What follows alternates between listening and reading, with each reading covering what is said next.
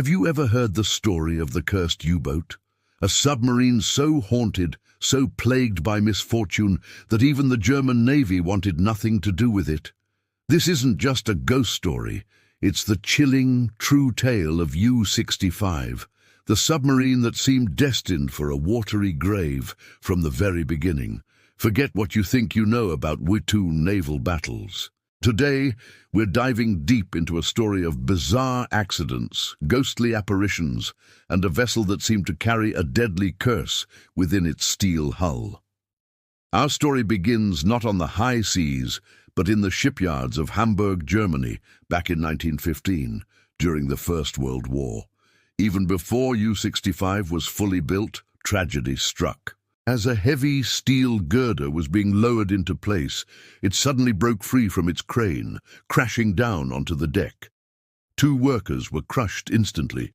It was a horrific start, a dark omen of the chaos to come. The whispers started then, that the submarine was built on a foundation of bad luck. Soon after the U-boat was ready for its first dive test, 3 technicians were in the engine room, sealing the hatches for the trial. But something went terribly wrong. A toxic leak filled the compartment, and with the hatches sealed, there was no escape. The men suffocated before anyone could reach them. The body count was now 5, and U-65 hadn't even joined the fleet. Superstitious sailors began to avoid it, calling it a steel coffin. Despite its grim reputation, the war demanded every available vessel. U-65 was officially commissioned, and its first torpedo loading drill was scheduled. As the crew maneuvered a live warhead, it inexplicably exploded on the deck. The blast killed the second officer and 4 sailors, ripping a hole in the submarine's side. The vessel was a wreck before its first mission. By now, the crew was terrified. Men would report sick or desert just to avoid setting foot on it. Was this just a string of terrible coincidences, or was something more sinister at play? Once repaired, U-65 finally put to sea under the command of a Captain Krosigk. Almost immediately, the strange events continued.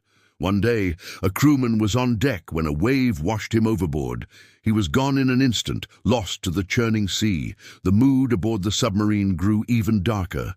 Then the real terror began. Sailors started seeing a ghost. They described the figure of the second officer, who was killed in the torpedo explosion, standing at the bow with his arms folded.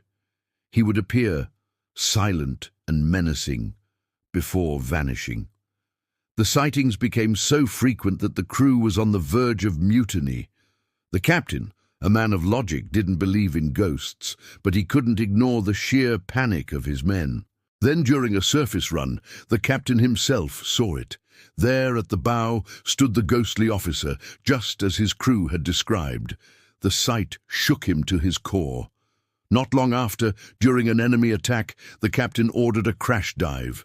As he was heading for the conning tower hatch, a piece of shrapnel from a nearby explosion struck him in the head, killing him instantly. The curse had claimed another victim. With the captain dead, the first officer took command and managed to get the crippled U-boat back to port.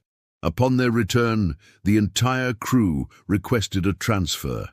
The stories of the haunting and the unbelievable string of deaths reached the highest levels of the German Admiralty. They were skeptical, but the situation was undeniable. So they did something highly unusual. They brought in a priest to perform an exorcism on the submarine. Imagine that, the German High Command, in the middle of a world war, resorting to a religious ritual to cleanse a war machine. For a while, it seemed to work. A new crew was assigned, and under a new captain, U-65 went on several successful patrols. They sank enemy ships, and there were no more bizarre accidents, no more ghostly sightings. It appeared the curse had finally been lifted.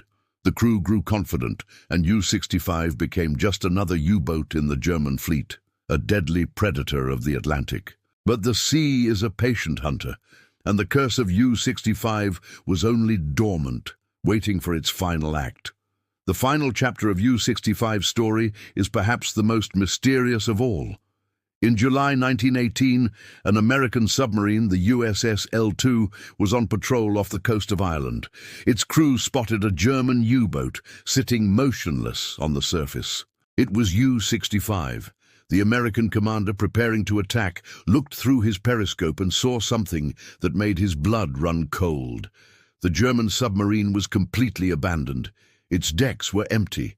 And then a massive, unexplained explosion ripped through the center of U-65, sending it to the bottom of the ocean in a ball of fire and smoke. The Americans never fired a shot.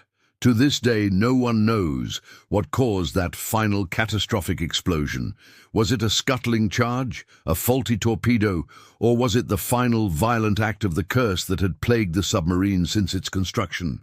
The official record lists its sinking as an internal explosion, but the legend tells a different story. It says the submarine, born from death and haunted by its victims, finally took itself to its watery grave, ensuring it would never sail again.